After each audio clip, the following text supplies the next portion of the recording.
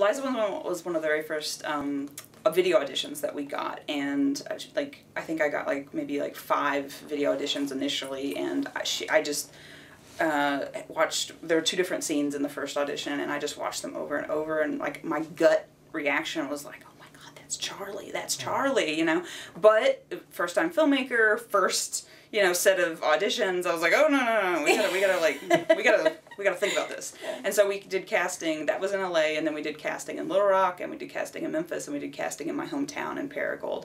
And I want to say we probably saw, you know, 60 or 70 people audition, or maybe more. That's just I cannot remember how many we had at each place, but it was a lot. And I did callbacks in Los Angeles and saw her second video, and still was just always coming back to her video, and I would show it to other people being like, do you think, and yeah, and it was finally we contacted her, and it was only maybe a month and a half process, from the time we did her audition till when we actually called her up and was like, do you want to come to Arkansas and make a movie? You know? Yeah, but that's really what it was for me too. On the other end was just a gut feeling of reading the script and reading the description, going, oh, I can do that. Yeah. Yeah.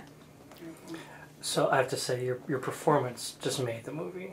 It was just brilliant. Thank you. And so you're not pursuing acting right now?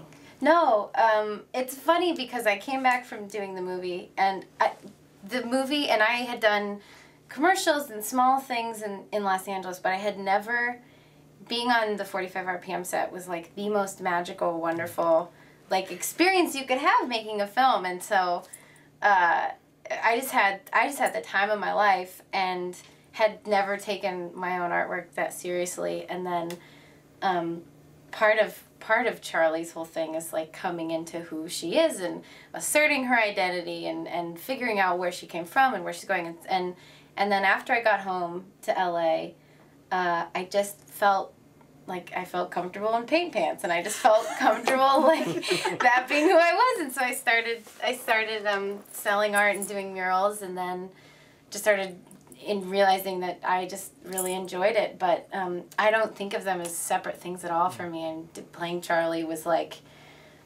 just a really neat turning point for me and realizing the kind of people I wanted to work with and the kind of art I wanted to make was that feeling that I got on the set. So